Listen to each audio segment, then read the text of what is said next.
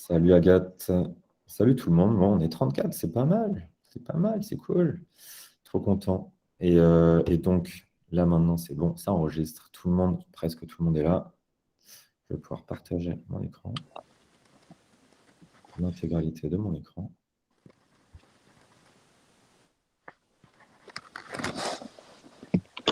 Et n'hésitez pas à couper vos micros pour plus de confort auditif. Désolé, il y a des retardataires. Bon, du coup, alors, de quoi on va parler là ce midi? De la construction de sa MVC. Donc, la MVC, c'est quoi? C'est la Minimum Viable Community. L'idée de ce petit webinaire, c'est que je puisse vous présenter un peu les méthodes qui ont fonctionné dans mes précédentes expériences et que j'ai pu aussi observer auprès de community builders en place et qui ont permis de lancer des communautés plutôt rapidement. Donc, je vais dérouler ça. N'hésitez pas à poser vos questions. On a décidé de faire ça sur Google Meet pour que vous puissiez unmute assez facilement et donc interrompre, ou du moins en tout cas poser vos questions. Donc, n'hésitez surtout pas à faire ça, que ce soit un peu plus vivant. Euh, donc, pour me présenter un peu, d'abord, je suis cofondateur de Communo avec Noémie, ici présente. Euh, Hello! À côté de ça, on a un podcast qui s'appelle Community Centric, qui est, j'ai mis Coast, mais c'est vrai que c'est surtout quand même animé par Noémie, mais voilà, c'est une ressource qu'on essaie de maintenir. La saison 2 arrive, hop, désolé, hop, tac, tac. La saison 2 arrive très bientôt et encore plus de chouettes contenus pour vous dans ce podcast-là. Et à côté de ça, moi, j'ai commencé à faire du community building chez Crème de la Crème en 2016. Donc, Crème de la Crème, qui est une plateforme de freelance, de mise en relation pour les freelances. J'ai fait ça pendant 4 ans et ensuite, j'ai lancé Communo. J'ai travaillé pour une boîte qui s'appelle InMemory. On travaille en ce moment pour Xange, également pour iSociety, pour Matera et quelques autres petits clients qu'on a en ce moment.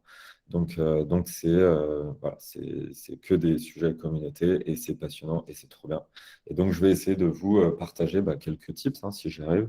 J'ai vu j'ai vu au moins 2 alumni de Communo dans le webinar, Tancred et Solène, coucou. Donc, n'hésitez pas vous aussi à prendre la parole pour nous partager votre expérience sur ces lancements de communauté. Alors d'abord, ce qu'il faut comprendre, c'est que en tout cas, quand moi je parle de communauté, quand on parle de communauté, on ne va pas parler de créer une communauté d'1 million de membres qui vont être absolument fans de votre produit, de votre service. À l'inverse, on aime plutôt parler de ces 1000 vrais fans. Et c'est une idée qui ne vient pas de moi, qui vient plutôt de notre ami Kevin Kelly, qu'on voit, ce bel homme qu'on voit à gauche sur la slide. Et Kevin Kelly, qu'est-ce qu'il nous dit? Kevin, il nous dit en fait, on n'a pas besoin d'avoir justement ces 100 000, ces 1 million de personnes qui nous suivent et qui sont fans de votre produit, de votre service, et qu'on peut uniquement aller chercher 1000 personnes qu'on va considérer comme étant ces 1000 vrais fans et qu'on va faire en sorte de chouchouter, en fait, d'adresser parfaitement. C'est-à-dire, on va essayer de comprendre parfaitement leurs besoins, on va essayer de comprendre parfaitement leurs challenges, on va essayer d'adapter parfaitement notre discours dans l'objectif d'avoir ces 1000 vrais fans autour de nous qui vont être capables, c'est la théorie en tout cas de Kevin Kelly, de dépenser 100 dollars par an. Et si on a donc 1000 fans qui dépensent 100 dollars par an pour votre produit, ça va vous faire un pécule à la fin de l'année de 100 000 dollars. Et voilà, et c'est ce qu'il nous dit. Il nous dit c'est quand même pas mal, c'est déjà pas mal pour vivre. Donc, pas besoin d'aller chercher plus. L'idée principale de ça, c'est qu'avec Internet, ces 1000 vrais fans, on a pu aller les chercher dans sa ville, dans son village. On peut les chercher partout dans le monde. C'est en termes de potentiel. Ah, Eduardo, un autre alumni de la formation, salut Eduardo. Donc, on a beaucoup plus de facilité à aller chercher ces 1000 vrais fans. Et vraiment, l'objectif, voilà, c'est de se concentrer sur la construction de cette base de fans et d'entretenir une relation forte avec eux et d'être vraiment obsédé par trouver des solutions à leurs besoins. Donc, l'objectif de sa MVC, ça va vraiment être de se donner cet objectif-là. Et en plus, ça fait du bien quand même au moral de se dire qu'on ne va pas construire une communauté de 500 000, 50, même 50 000 personnes, mais que 1000 suffiront et que si, croyez-moi, si vous arrivez à avoir 1000 vrais fans, 1000 personnes qui vous suivent, qui vous écoutent, euh, qui viennent à vos événements, ça sera vraiment incroyable. Pour structurer un peu cette presse, donc on va faire ça en 4 étapes. Première étape, parler du... Je suis désolé hein, pour ces petites interruptions, mais je ne pense pas que ça allait fonctionner comme ça. Première étape, donc définir son objectif. Pourquoi on crée sa communauté? Bah, c'est la base en fait, c'est le socle, c'est ce sur quoi on va euh, poser les fondations de sa communauté. Et en deuxième, on va parler, en second point, on va parler de faire de la recherche. Je vous parlais tout à l'heure de bien connaître ses membres et d'être obsédé par les solutions qu'on va pouvoir leur apporter. Donc, faire de la recherche, c'est cool. Je vais vous donner des tips pour le faire en mode guérilla. En trois, mieux que faire une strat de 40 slides, ce qu'on a tendance à faire et ce qui peut être intéressant, hein, évidemment, à faire quand on lance sa communauté, mais il y a un exercice qui est quand même un peu plus intéressant et qui coche plus d'objectifs tout en répondant à cet objectif de poser une strat, c'est de créer sa landing. Et dernière étape, créer son member journey. Donc, c'est-à-dire mapper son parcours, créer une expérience unique. Donc voilà, on va essayer de dérouler ça dans le temps qui nous est donné. N'hésitez pas à prendre un truc à manger en même temps que je parle. Donc pourquoi on construit sa communauté? Grande question. On ne construit pas sa communauté parce qu'on est gentil, parce qu'on est une boîte on est une entreprise qui se veut avoir juste une bonne image, ou parce que nous, en tant que community builder, on est quelqu'un d'empathique. C'est pas uniquement ça. Euh, c'est pas ça. C'est ce qui va être la clé dans votre stratégie de community building, pardon, en tout cas, ce qui va faire que votre communauté aura un véritable impact dans le développement de votre entreprise, c'est que votre stratégie sera intégrée au business. Ça veut dire quoi? Ça veut dire que tout ce que vous allez mettre en place pour votre communauté, toutes les actions que vous allez mettre en place pour votre communauté, elles ont toujours un objectif derrière qui est un objectif business. Attention, un objectif business, ça ne veut pas dire faire rentrer des thunes. On n'est pas que sur ces objectifs-là. Euh, on va essayer d'aller identifier le plus gros frein qu'on rencontre dans son organisation. Est-ce que on n'est pas connu? Est-ce que les utilisateurs qu'on a, ils ont encore peu confiance en nous parce qu'on est sur un nouveau modèle ou parce qu'on adresse peut-être un marché sur lequel il y a beaucoup de méfiance de manière historique? Est-ce que votre produit, votre service, il est complexe, il est difficile à utiliser? Est-ce que vous avez besoin de créer beaucoup de contenu et du contenu qui soit ultra pointu pour exister et que vous ne pouvez pas recruter, vous pouvez pas recruter une équipe de 500 personnes pour écrire ce contenu-là.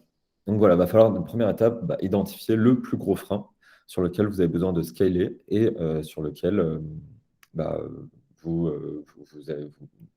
êtes attendu pour développer votre organisation. Ça, c'est la première étape.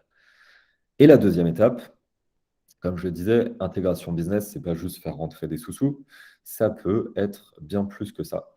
On a un modèle qui est le modèle Spaces qui, en fait, ancre chaque communauté dans dans un tunnel, dans un objectif, en tout cas dans une voie, pour apporter de la valeur et aider son organisation à scaler sur l'un de ces domaines.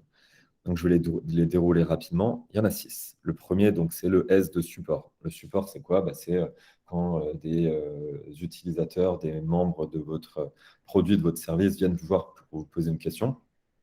La communauté, en fait, elle peut vous aider à réduire ces coûts de support grâce à un espace où les membres ils s'entraident, ils répondent aux questions, etc. L'exemple le plus connu, c'est Blablacar. Là, allez vous amuser, hein, allez sur Blablacar, sur leur home. Vous allez voir un petit chat en bas à droite. Amusez-vous à poser une question, à dire juste bonjour. Vous avez 80% de chance, ne le faites pas tous, sinon ils vont peut-être pas être contents, mais vous avez 80% de chance que votre question, elle soit adressée à un membre de la communauté et non pas à un salarié de Blablacar. Et grâce à ça, ils ont une team de 100, 150 Blabla Helper, c'est leur petit nom, qui répondent au chat de Blablacar. ce qui aura permis, bien sûr, évidemment, de réduire drastiquement les coûts de support et d'impliquer leur communauté dans leur développement, résolution des bugs, etc., etc.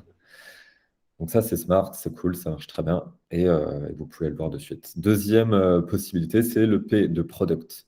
Donc le P de product, c'est quoi? C'est on a un marché où on est déjà connu, on a déjà nos clients, etc., etc. En revanche, si on veut continuer à exister, il faut innover sans cesse, constamment. Et un super exemple de ça, c'est Lego. Lego, tout le monde connaît Lego, hein. Si vous avez des enfants, ils connaissent Lego. Vous connaissez Lego. Si vous avez des parents, ils connaissent Lego. Tout le monde connaît Lego. Ils n'ont plus aucun challenge de notoriété, de se faire connaître. En revanche, s'ils veulent continuer à vous faire acheter du Lego, il faut avoir constamment des nouvelles boîtes de Lego. Et ce qu'ils ont fait, c'est qu'ils ont créé une plateforme qui s'appelle Lego Ideas. Pareil, je vous invite à aller checker ça. C'est une plateforme qui permet à n'importe qui de soumettre une idée de boîte de Lego et qui permet au reste de la communauté de voter pour ces boîtes de Lego. Et si l'idée obtient plus de 10 000 votes, à ce moment-là, elle est mise en prod et vous pourrez retrouver l'idée dans les étals des différents shops Lego. Donc, à nouveau, ça fonctionne très bien. N'hésitez pas, hein, si vous avez des questions. Troisième point, c'est le A, acquisition. Donc ça va être un objectif qu'on va souvent retrouver dans les boîtes un peu plus early. L'objectif consiste à créer un réseau d'ambassadeurs, des ambassadeurs en fait qui vont porter la voix de votre marque et qui vont vous aider à la faire connaître. Là-dessus, on a un bon exemple du côté de Lululemon, qui est une marque de vêtements slash accessoires, tapis de yoga. Donc, ils sont dans le yoga.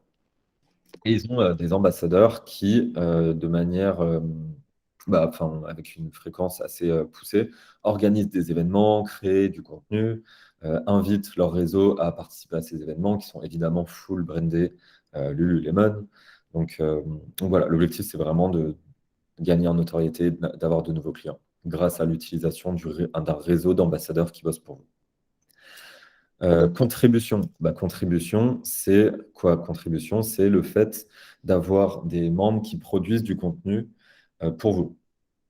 Là-dessus, l'exemple que j'adore donner, c'est Duolingo. Duolingo, c'est une app pour apprendre des langues étrangères, vous connaissez certainement, qui est très chouette.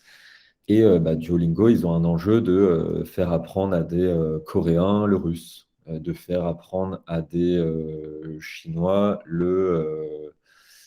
l'espagnol, ou en tout cas, ils ont des combinaisons de langues qui ne sont pas forcément communes. Donc, ils auraient pu s'amuser à mettre des offres de job sur LinkedIn, sur Welcome to the Jungle pour recruter ces profils-là. Ça aurait été certainement un peu fastidieux. Et donc, ils n'ont pas fait ça, évidemment. Ce qu'ils ont fait, c'est qu'ils ont créé un incubateur de cours. Et en fait, c'est des membres de la communauté qui vont co-construire les cours en fait, qui sont dispo aujourd'hui sur Duolingo.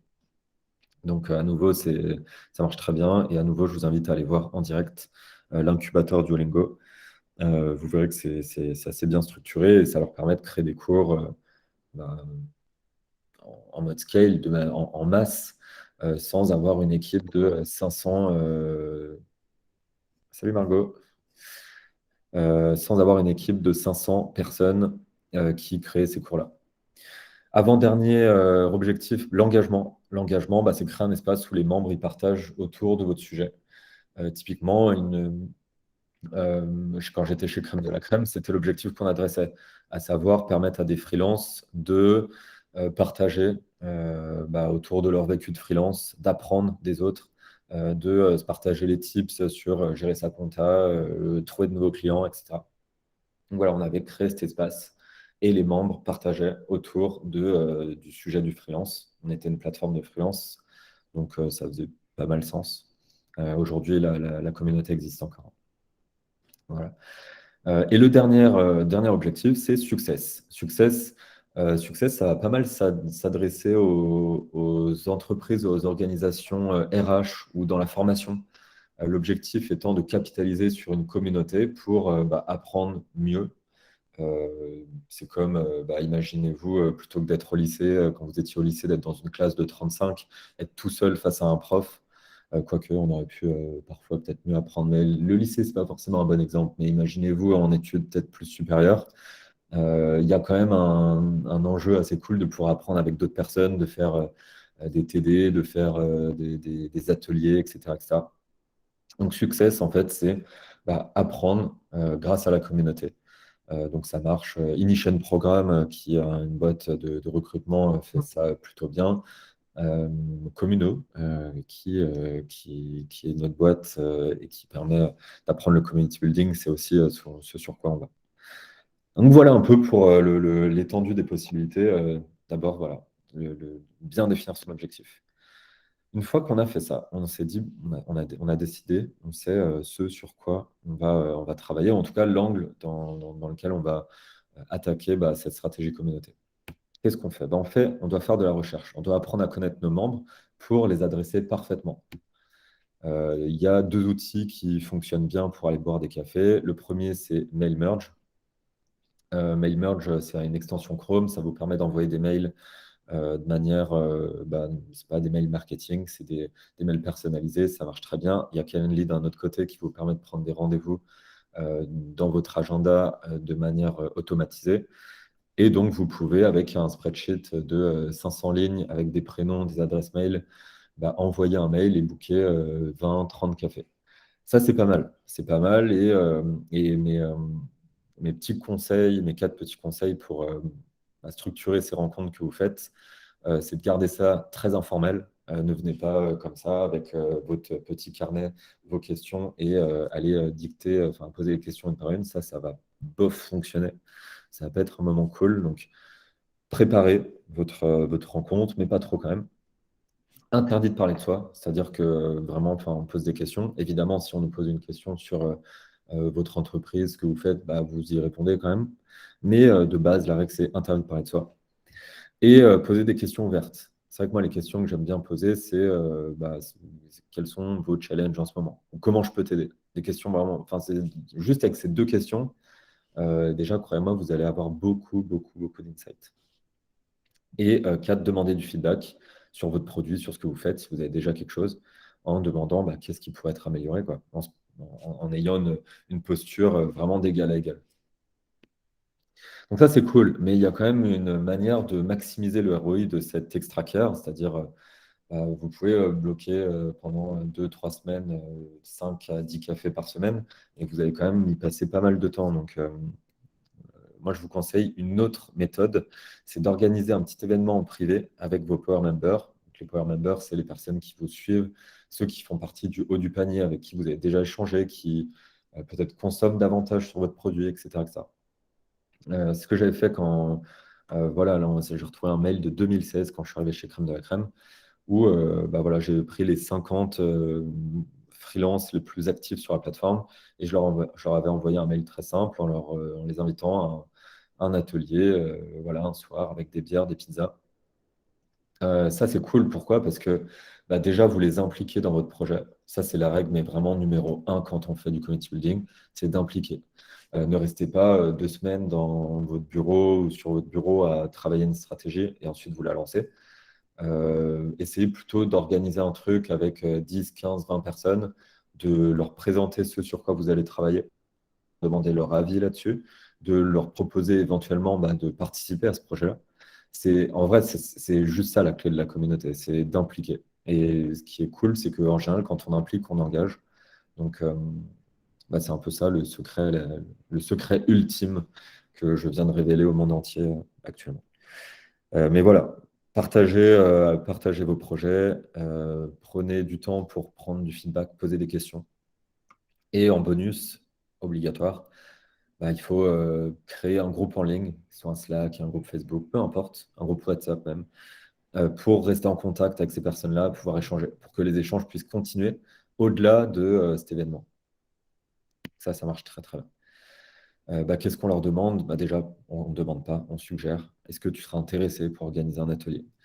On garde en tête constamment l'objectif qu'on s'est fixé. Je vous ai présenté tout à l'heure. On garde ça en tête. Et comment on fait le suivi? On se crée un mini CRM. Ça peut paraître un gros mot, mais un spreadsheet, ça fonctionne bien au départ. Des corps avec les coordonnées des personnes, des commentaires sur les personnes. Une fois qu'on a fait ça, on est déjà pas mal, hein. On est déjà très très bien. On a impliqué ses membres, on sait ce sur quoi on veut aller. On a commencé à leur présenter ce qu'on veut faire. On a recueilli du feedback par rapport à ça.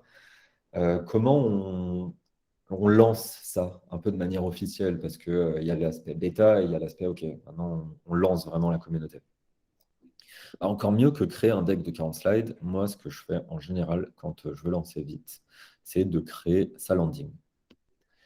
Il y a trois éléments essentiels. Donc, landing, c'est, pour ceux qui ne sont pas familiers, c'est un site internet, mais qui a une seule page. Donc, quelque chose de très, très, très simple. En fait, c'est comme si vous preniez le deck que vous auriez fait sur Keynote ou PowerPoint et que vous le mettiez en vertical et que vous le publiez. Donc, ça fait une pierre deux coups et ça, on aime bien. Trois éléments essentiels à garder en tête quand on crée sa landing. Bah, un, la structure. Donc, avoir le header, la partie social proof, donc mettre des gens qui disent que la communauté elle est cool ou des noms de boîtes. Les avantages de la communauté, je vais vous montrer des petits exemples, après ce sera plus clair. Sur le copywriting, pareil, je vais vous montrer des exemples, mais la règle numéro 1, bien avoir en tête, les 4-5 alumni de la formation que j'ai vu participer à ce webinaire pour en témoigner, mais j'insiste beaucoup sur le fait qu'on ne rejoint pas une communauté pour rejoindre une communauté. On rejoint une communauté d'abord parce que elle va apporter de la valeur à ses membres. Et ensuite, on va être trop content d'être dans la communauté et on va être content d'être avec d'autres gens, etc. Mais à la base, à la toute base, on ne rejoint pas une communauté pour rejoindre une communauté. Surtout en ce moment où des communautés, on en voit quand même de plus en plus. Donc, on va vraiment essayer de chercher l'élément qui va donner envie aux membres de rejoindre la communauté. Le call to action, important. Call to action, c'est, à nouveau, pour ceux qui ne sont pas familiers, c'est tout simplement le bouton via lequel on va recueillir les adresses mail, les prénoms, les noms des personnes qui sont intéressées pour rejoindre la communauté. Voilà, je me répète, hein, mais on ne rejoint pas une communauté pour rejoindre une communauté. On rejoint une communauté parce que ça a l'air sexy, parce que ça a l'air cool, parce que ça va nous apporter de la valeur concrète. Il y a un très bon exemple là-dessus, c'est Ironclad qui est une boîte US et qui propose un SaaS de gestion de contrats, donc qui s'adresse aux personnes qui bossent, aux juristes qui bossent en entreprise. Et ils ont créé une communauté, malin. Et leur proposition de valeur, leur header, c'est rejoignez, bon déjà c'est des Américains, hein, donc ils disent pas rejoignez notre communauté, elle est cool, ils disent rejoignez la communauté mondiale, la plus belle communauté, voilà, de World Leading Digital Contracting Community, à l'américaine, mais il faut s'en inspirer et en général ils font les choses plutôt pas mal en termes de marketing. Et surtout, ce que j'aime bien, c'est cette deuxième phrase. Le futur des contrats est en train de se définir ici. C'est pas vous allez être entouré de personnes qui font des choses comme vous. Non, on est très clair, c'est le futur des contrats. Ça se passe ici. Donc, moi, si je suis juriste, j'ai vraiment envie de rejoindre cette communauté. Autre exemple, tiré de Matera. Matera qui est une boîte qui propose à des copropriétaires c'est une gestion de syndic bénévole. Là, on a des retardataires. C'est un outil qui permet de gérer son syndic de manière bénévole en copropriété.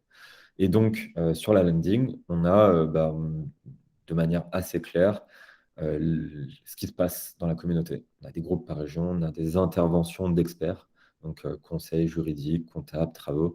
On a un annuaire d'artisans pour se refiler des tips entre copros.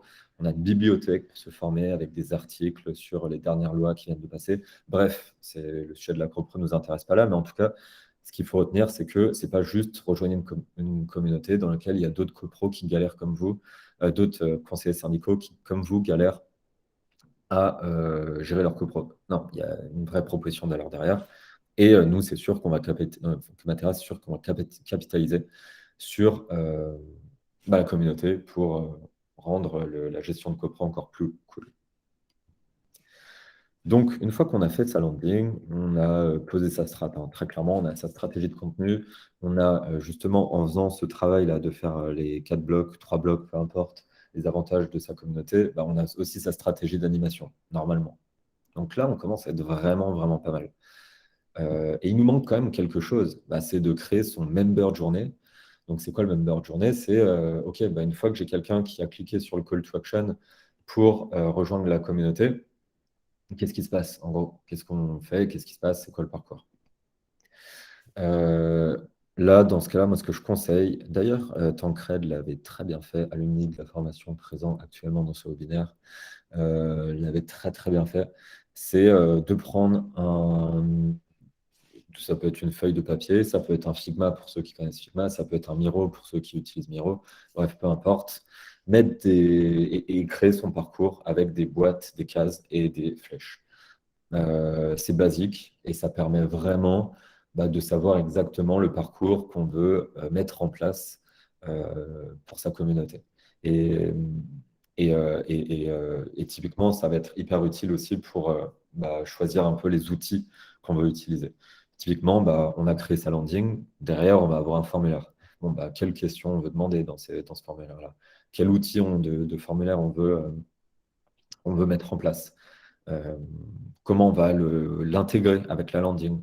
Donc pour ceux qui ne sont pas hyper tech, il y a des outils comme Zapier, enfin Zapier, je dis des outils, mais il y a surtout Zapier il y en a plein d'autres d'outils d'automatisation, mais pour le coup Zapier, c'est vraiment abordable pour tout le monde, genre vraiment. Donc il ne faut pas avoir peur d'aller sur Zapier et de lancer ces petites automatisations. Sinon, de faire appel à un freelance ou à quelqu'un dans votre équipe mais, euh, mais pour plugger voilà, les différents blocs entre eux, c'est pas mal.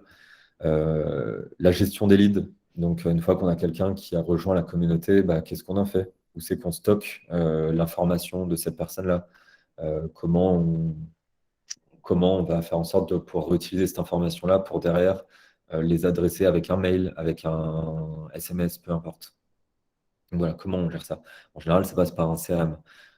Encore une fois, CRM, ça peut paraître un peu un gros mot, mais avant de faire un Salesforce ou un méga ERP, un spreadsheet, Google Spreadsheet, c'est très très bien. Donc, pas hésiter à faire ça. Ou un Notion, peu importe. Acceptation-refus, bah, est-ce qu'on accepte toutes les personnes qui veulent rejoindre la communauté? Pareil, ça c'est un vrai sujet. Typiquement, une communauté comme celle de Spendesk, qui s'appelle CFO Connect et qui se veut très sélective sur les personnes qu'ils adressent, à savoir que des directeurs financiers en startup, dans la tech, avec un certain niveau d'expérience. Bah, croyez-moi, ils refusent beaucoup, beaucoup de demandes. Donc pareil, il faut que ça soit ultra clair pour vous sur qui on accepte, qui on refuse. Comment on gère ça? Quels sont les mails automatiques qui partent sur des refus, etc., etc. À l'inverse, quand on est accepté, bah, qui est pareil, qu'est-ce qui se passe? Donc, ce qu'on met en place à cette étape-là, c'est ce qu'on appelle l'onboarding. Donc, ça, c'est plus classique, ça existe pour tous les produits, toutes les apps qu'on utilise, tous les sites, tout, absolument tout. Euh, Bah, l'onboarding, c'est toute l'expérience entre le moment où on a été accepté dans la communauté, ou en tout cas on a rejoint la communauté, et le moment où on commence à être un minimum engagé. Donc ça, pareil, dans la formation communautaire, on détaille tous ces points-là, mais c'est quel message on veut envoyer, il y a des règles, comment on les envoie, à quelle fréquence on les envoie, quelle expérience on veut faire vivre. Est-ce qu'on veut juste envoyer des mails? Est-ce qu'on veut passer par Slack ou un autre outil? Est-ce qu'on veut organiser un call? Est-ce qu'on veut faire un système de, de promo un peu, où par exemple on fait des batchs où toutes les 2 semaines on a 20 personnes qui sont ensemble et on leur fait l'onboarding et on leur présente la communauté ensemble. Bref, toute cette expérience-là, il faut y réfléchir. Donc voilà, tous ces points-là, on les détaille dans la formation communo. Donc, à savoir, mais on les détaille enfin, vraiment en fait, dans le sens où, où là, j'ai pris un maxi, ce que je disais à Héloïse tout à l'heure, j'ai fait un maxi condensé d'une plus d'une trentaine d'heures de formation. Et pour vous donner un petit peu plus de billes là-dessus, donc la formation elle est sur 6 semaines, elle est en format de promo, qui sont des petites promos, on a des cours en vidéo, des fiches, des ateliers, et on est finançable à 100%, donc à dispo pour en parler aussi. Est-ce que là-dessus, vous avez des questions? N'hésitez pas Apprendre le micro à unmute. Euh, qui- Comment... Ah, j'avais pas vu qu'il y avait des messages trop bien. Il y a eu quelques petites questions, mais n'hésitez pas à lever la main et poser votre question directement si vous avez envie. Et sinon, il y a Sébastien qui nous demande comment monter une communauté de professionnels qui peuvent être concurrents entre eux. Enfin, ça peut être compliqué pour le coup. Si ils sont réellement concurrents, ils vont pas forcément avoir d'intérêt à échanger, à se partager des choses. Et à mon avis, c'est pas le meilleur axe. Il faut réfléchir. Il faudra que tu réfléchisses à cette audience, à ce persona. S'ils sont réellement concurrents, compliqué quand même. Vraiment Peut-être compliqué. qu'on peut en savoir un peu plus en termes de concurrence. C'est sur quoi? C'est sur. Je sais pas si tu veux arrêter de présenter, Alex, on voit Oui, pardon. l'écran trop bien. C'est quoi comme typologie exactement de communauté ces concurrents? Je ne sais pas. Des formateurs qui pourraient être sur le même créneau. Après, moi, ça me paraît pas. Enfin, le marché est grand, le marché de la formation. Donc, l'idée est plutôt de dire on fédère, on partage les bonnes pratiques pour augmenter le niveau de notre pratique et de notre métier et pour se positionner comme un groupe d'experts. Je pense que justement, la communauté, et Alex, tu me dis si je dis des bêtises, mais dans ce cas-là, la communauté peut faire office d'élément fédérateur dans une industrie qui est hyper fracturée, solitaire et concurrentielle. Et ça peut être une demande que les formateurs vont avoir de se retrouver dans une communauté où ils vont pouvoir partager plutôt que de se dire se faire marcher sur les pieds. Et toi, tu fonctionnes comme apporteur de visibilité et de méthode et d'excellence. Mm. Ouais, non, non, je suis d'accord. Je pense, pour les formateurs, déjà un enjeu enfin, on est sur des volumétries une volumétrie assez intéressante en termes de marché, dans le sens où on adresse 100% du marché français. Donc, à voir si c'est que des formateurs sur, je sais pas, Facebook Ads. Oui, là, c'est compliqué. Mais si c'est des formateurs au global, ça fait sens, hein, vraiment. Je le dis d'autant plus que je suis moi-même formateur, donc ça fait sens. Euh, Jimmy, comment créer une communauté de marques vendant des vêtements? Euh, Vaste question. c'est une vaste question à laquelle je vais avoir du mal à répondre en 30 secondes, mais il y a pas mal de marques de vêtements. Moi, c'est peut-être un peu moins mon domaine. Ouais, peut-être je peux la Mais- prendre celle-ci. Un élément, je pense, qui est important à commencer à définir, ça va être qu'est-ce qui rend ta marque unique et désirable, et en fait, qu'est-ce qui va au-delà de ton produit et qu'est-ce qui crée un univers, une vision, des valeurs, un lifestyle auquel les clients ont envie d'adhérer. Est-ce que c'est le fait de t'inscrire dans la mode durable? Est-ce que c'est le fait de t'inscrire euh, dans un certain segment de consommation et un certain niveau d'aspiration du consommateur? En fait, c'est comment est-ce que tu transcendes ton produit et comment est-ce que tu crées un univers que le consommateur a envie d'intégrer et de vivre. Et là, tu peux parler de communauté. Donc, comment tu te distingues par rapport à simplement un vendeur de vêtements, entre guillemets. Mm. Ouais, je parlais, je donnais l'exemple tout à l'heure de Lululemon, donc c'est une marque de vêtements de yoga au final, et ils ont une belle communauté avec des événements, avec des ateliers de yoga. Euh, enfin, pour les marques de vêtements de sport, ça marche très bien. Enfin, Nike, Adidas, ils ont des communautés de Maboule, quoi. Ils ont les Nike Running Club, ils ont Mm. pareil, Adidas, ils font le même type de communauté, donc ça fonctionne bien. Ça fonctionne bien, la La partie création d'expérience. Il y a Lou, coucou Lou, qui nous demande s'il y en a des expériences ou conseils pour des communes internationales et multilingues. Alex, tu as des conseils là-dessus?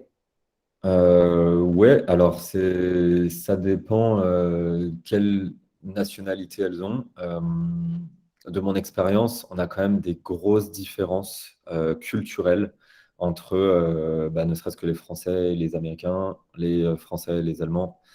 Euh, et c'est quand même pas mal de se rejoindre d'un point de vue local, dans un premier temps en tout cas, quitte à après viser l'expansion et aller adresser ça de manière plus internationale. Mais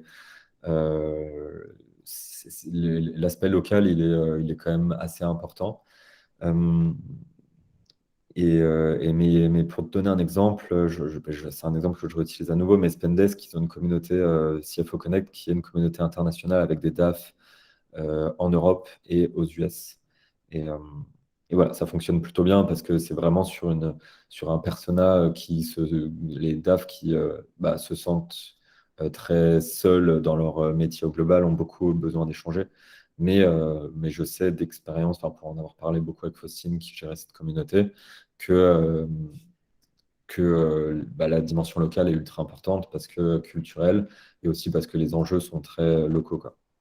Donc, Ouais, il me semble que ce qu'elle racontait, c'est qu'il y avait du coup un channel général sur lequel les interactions se faisaient en anglais de manière assez générale sur la plupart des contenus produits, mais qu'ensuite il y avait des channels adaptés à chaque pays, voire à chaque ville dans laquelle la communauté était présente, et des contenus spécifiques qui étaient créés dans la langue.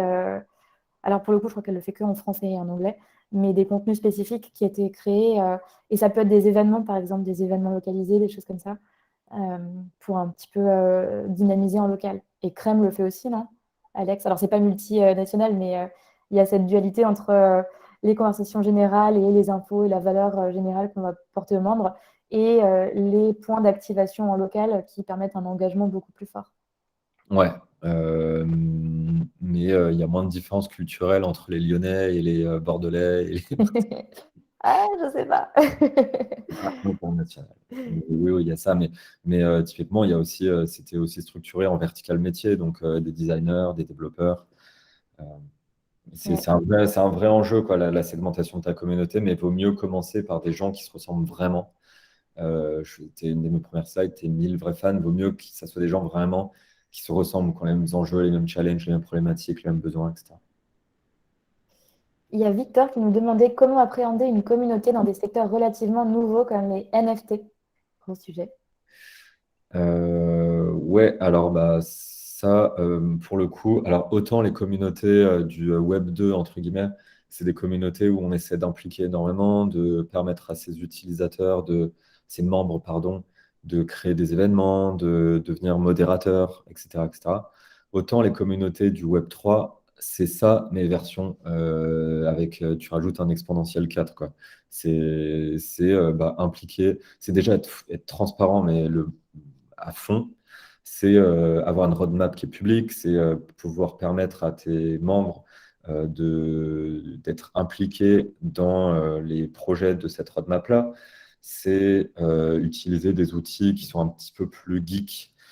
Euh, Discord ne l'étant plus vraiment, mais en tout cas des outils qui sont historiquement un peu plus geek et tech. Donc voilà, il y a quelques différences, mais on va dire que le mindset derrière est le même. C'est juste prendre ce qu'on sait faire sur le Web 2 et l'amplifier au max pour impliquer et avoir encore plus de transparence. Euh, Mm. Même avec les DAO, on en parlait, on avait mis ce truc. Complètement, ouais. Je pense qu'il y a vraiment ce côté, les membres ne sont pas simplement des membres qui viennent bénéficier d'une valeur, ils sont ouvertement invités à y contribuer. Et typiquement, les membres vont contribuer à la création du contenu pour animer la communauté. Ils vont prendre plus naturellement, je pense, des rôles d'ambassadeurs dans tout ce qui est univers crypto, etc. Parce qu'ils ont cette incentive. Souvent, les communautés dans les univers crypto, blockchain, NFT, c'est des détenteurs d'un token. Du coup, à ce titre, ils ont un droit de regard sur la direction, comme disait Alex, de la communauté, sur les décisions stratégiques, etc., etc. Ça peut rapidement devenir un beau bordel. D'ailleurs, il y a pas mal d'exemples de communautés qui sont un peu parties. Donc, il y a un mec qui a créé une DAO et en fait, il s'est fait virer par la DAO parce que les membres ont voté pour le virer. Donc, attention aux règles que vous mettez en place. Mais c'est vraiment ça, c'est le côté flat, enfin, hiérarchie plate et membre décisionnaire slash acteur. C'est assez complexe et c'est même un truc que nous, on regarde et on analyse, mais qu'on a encore, on est encore en phase d'appréhension du sujet parce que ça va très très vite et très très loin. Euh, alors, je regarde les autres questions. Guillaume qui nous demande sur quel support la communauté peut-elle exister, j'imagine, réseau social, site internet spécifique ou les deux? Ouais, alors, réseau social, ça dépend, dans le sens où, en général, enfin, si on parle d'une page Facebook ou d'une page Instagram, on va se créer une audience. On va pas se créer une communauté. On va se créer une audience, à savoir des gens qui nous suivent, qui aiment ce qu'on fait, qui vont liker, qui vont commenter. Mais c'est pas une communauté dans le sens où est-ce qu'on crée des échanges entre les membres entre eux? Est-ce qu'on a scalé sur un de nos sujets les fameux 6 objectifs qu'on a vus en début de presse grâce à ça?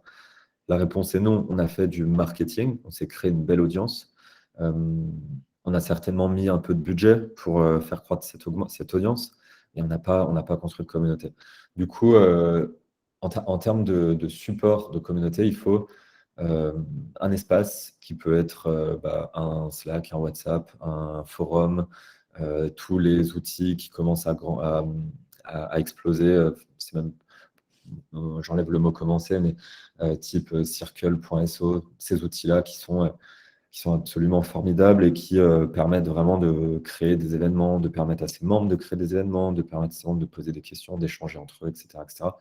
On va davantage se tourner vers ces outils-là qui sont beaucoup plus collaboratifs euh, que vers vraiment des outils destinés à créer des audiences, type page Facebook, Instagram ou blog, même si les deux fonctionnent bien ensemble, hein. Grâce à un podcast, on se crée une belle audience et cette audience-là, l'intérêt, l'enjeu, c'est leur permettre on se crée une audience qui a envie de partager, qui ne partage pas encore entre elles. Et la next step, c'est de créer une vraie communauté. Trop bien, je suis bien d'accord. Et alors, Nicolas qui nous demande comment valoriser une communauté formée et comment rendre un peu de leurs apports à la marque ou de leur contribution. Il y a un sujet UGC, mais je ne sais pas si toi, tu as déjà des éléments de réponse, Alex. Je comprends pas bien. C'est-à-dire valoriser une communauté formée à l'extérieur de la communauté ou si tu peux, Nicolas, nous repréciser la question, je veux bien, dans le sens où on peut vouloir valoriser une communauté qu'on a en externe pour accroître sa notoriété. C'est un vrai enjeu, hein. Il y a des boîtes qui se font racheter ou qui lèvent des fonds parce qu'elles ont une belle communauté. Mais ça peut aussi être en interne, comment faire vivre cette communauté C'est le globalement. contenu de la formation communaux. On va teaser. Vas-y, je te laisse répondre, Alex. Comment rendre un peu de leurs apports à la marque?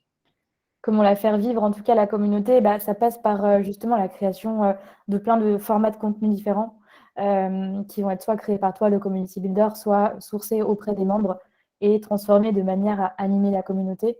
Euh, et ensuite, tu vas avoir la création d'un contenu externe pour valoriser ta communauté à l'extérieur et faire venir de nouveaux membres. C'est un peu les 3 catégories que je vois. Alex, je sais pas si tu veux préciser un peu. Non, non, je pense que c'est ça, c'est que oui, faire vivre cette communauté, c'est juste garder en tête que c'est pas toi qui fais des choses pour tes membres, mais que tu as gagné et tu as une vraie communauté quand les membres ils font aussi des choses pour toi. Donc, c'est comme si tu organises une soirée et c'est toi qui fais tout. Et tes invités, ils ont juste à poser une fesse et à boire un coup et à taper un peu du pied dans la musique. Ou si tu demandes à une personne de gérer d'être le DJ, tu demandes à une personne de ramener, de faire des cocktails parce que c'est le spécialiste des cocktails. Enfin, et là, du coup, les gens ils vont beaucoup plus s'impliquer. Tu vas avoir une énergie qui va être certainement plus forte. Mais voilà, en gros. Très belle image.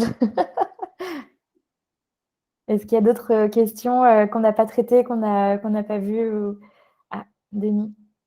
Comment créer une première communauté autour d'une nouvelle marque en B2C? Faut-il forcément dépenser beaucoup d'argent en publicité pour se faire connaître? Non, j'ai jamais fait de publicité, ouais. Non, non, non, non, non, non, pas de publicité.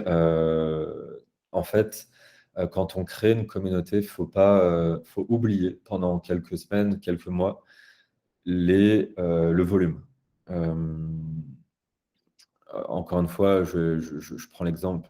Encore une fois, j'ai parlé de toi, Tancred, plusieurs fois là pendant le webinaire, mais euh, Tancred, il est en train de monter une communauté avec Sortlist, qui va être une communauté à destination des directeurs d'agences de pub, de com, etc. Aujourd'hui, en 6 mois, il a rassemblé 50 personnes, même un petit peu moins, je crois, 30, 50 personnes. dans un Slack. C'est pas énorme, c'est pas du volume de dingue, mais c'est 50 personnes qui échangent. C'est 50 personnes qui sont parmi ces 50 personnes, il y en a 5 qui co-créent un podcast avec Tancred. Il y en a qui font des webinars de manière bi-weekly, il me semble, si je ne dis pas de bêtises, avec Tancred. Donc mais je suis sûr à 100% que dans 6 mois, cette communauté, elle n'a pas fait plus 50, elle a fait plus certainement 200, voire plus 300, et que dans un an, il y a 2000 personnes dans sa communauté. Et il faut oublier pendant quelques mois, quelques semaines, la notion de volume. Faut avoir aussi au départ, faut oublier un peu, faut s'enlever cette peur d'être tout seul ou avoir peur qu'on ne te réponde pas ou voilà. Mais c'est pas avec la publicité que, enfin ça, c'est se tromper de combat quoi. Essayer de réfléchir à mettre en place des ads et des campagnes. Euh, et c'est plutôt de réfléchir à, OK, c'est quoi mes 50 premières personnes, 50 premiers membres? Mais eux, je vais les chouchouter, par contre. Je vais les régaler. Je vais leur permettre de participer à des podcasts régulièrement. S'ils veulent être connus, si ils ont, je pense à ton exemple Tancred, mais s'ils veulent être connus, s'ils ont un enjeu de personal branding, c'est ça. Si ils ont un enjeu d'apprendre des trucs, je vais leur donner plein de contenu gratuit. Je vais leur permettre de rencontrer d'autres mentors, etc., etc. Donc, je vais vraiment les chouchouter au max. Et c'est grâce à ces 50 personnes-là que derrière ta communauté, elle va se faire connaître et que tu vas être une référence dans ton domaine. Et pas parce que tu auras fait de la pub, etc. Après, c'est sûr que pour se faire connaître, il y a aussi un enjeu de. C'est pas non plus magique. Il y a aussi un enjeu, une fois qu'on s'est bien concentré sur ces 50 premiers membres, qu'on a fait justement un peu toutes les étapes là, de soins MVC qu'on a déroulé ensemble, il faut aussi réfléchir, et c'est souvent la deuxième étape, à des moyens, à des canaux pour faire grandir cette communauté. Et typiquement, un truc que je faisais chez Crème de la Crème, très très simple, c'était de faire des screenshots de contributions qu'il y avait sur le Slack. On était sur un Slack, donc il y avait plus 5-6 000 freelances. Et ils partageaient, certains d'entre eux partageaient, je sais pas, un article qu'ils venaient d'écrire, un webinar qu'ils avaient suivi, ils partageaient le replay, etc., etc. Et en fait, je partageais ça, vous pourrez aller voir sur mon LinkedIn. Je partageais juste des screenshots. Et je disais, trop bien, ça c'est pépite de la communauté. Merci à Benjamin d'avoir partagé ça. Merci à Julie d'avoir partagé ça. Et pour ceux qui ne sont pas encore dans la communauté, hop, call to action, petit lien pour leur permettre de rejoindre la communauté. Mais voilà, au tout début, créer une première communauté autour d'une marque en B2C, il faut se concentrer sur ton audience. Tu as forcément une audience. Tu as forcément quelques inscrits à une newsletter, c'est une newsletter. Tu as forcément des premiers clients. Tu as forcément des gens avec qui tu parles, qui sont intéressés par ta marque, des partenaires, etc. Voilà. Faut utiliser cette audience-là et bichonner.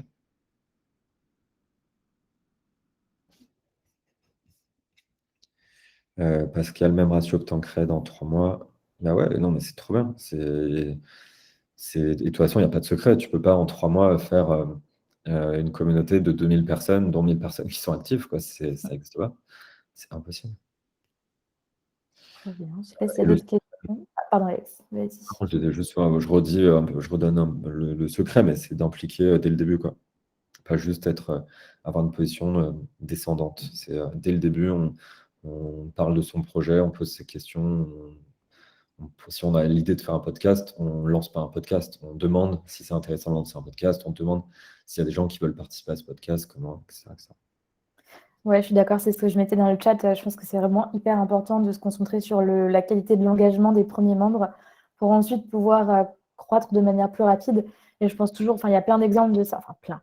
Il y a Shine typiquement qui a été une communauté pendant 1 an et qui crée vachement de contenu pour ses membres avant de lancer son produit Néobank. Il y a Chiloé qui a été quand même pendant, je crois, 3 ans, une newsletter et un ensemble de guides accessibles gratuitement pour partager des bons plans de micro-aventure avant de lancer une offre de tour opérateur qui est monétisée et qui tourne vraiment bien. Et en fait, ces deux boîtes, elles sont vachement appuyées sur les effets de scale du fait d'une audience qui était super fidélisée et qui était convaincue de la valeur qui était déjà apportée à la communauté. Et ça, c'est vraiment la meilleure arme. Alors, ça demande de l'investissement, du temps, c'est un pari, mais il y a quand même pas mal d'exemples de boîtes qui ensuite ont des courbes de croissance vraiment, vraiment satisfaisantes grâce à cet effet vertueux de la communauté. Ouais, carrément. Voilà, voilà. Est-ce qu'il y a d'autres questions avant qu'on Voilà, boucle? voilà, voilà, voilà. Voilà, voilà. Le fameux. On peut prendre encore une question. Et si dans 5 secondes, il n'y a pas de question, on va vous dire au revoir. Bon appétit peut-être. Yes. Et puis pour ceux qui ont envie de creuser le sujet, comme disait Alex, n'hésitez pas, on recrute encore, on a quelques places pour la prochaine promo de la formation, qui sera un peu plus intense et qui mélange des modules théoriques et de l'accompagnement sur votre cas de communauté. Donc, si vous voulez en savoir plus, n'hésitez pas, ce sera sur le site web. Et on est super content d'avoir passé ce moment avec vous. Yes. Trop Trop bien. bien. Merci pour vos remerciements. Ça fait chaud au cœur. Trop d'amour ici. Trop bien. Très cool. Bon, bah, Bah oui, Lucille, tu vas faire partie de la formation. Il y a Elodie aussi qui est présente, qui va faire partie de la formation. yes. Bon, super. Bah, c'était un plaisir. On vous enverra, je ne sais plus si tu l'as dit, si peut-être que je Le répète, replay, le ouais. replay avec. On vous envoie le replay tout court. Avec Euh, notre amour. avec- Voilà. et peut-être un GIF. Ah, oui. Petite passion pour les jeux. Mais j'ai lu il y a quelques semaines que c'était passé de mode, Ah paraît-il. ouais, Ah, déjà? Léa est d'accord. Mais oui, apparemment, c'est un truc de boomer. Je suis hyper Hey, triste. je suis un boomer. C'est ma passion, les gifs. Je peux pas l'arrêter. Du coup, ça n'arrêtera pas. La newsletter communaux sera toujours pleine de gifs, je vous promets. Tant pis si on est des vieux cons. Tant pis pour ça. Allez, ciao les boomers. Allez, bonne Allez, journée. à bientôt. Salut tout le monde.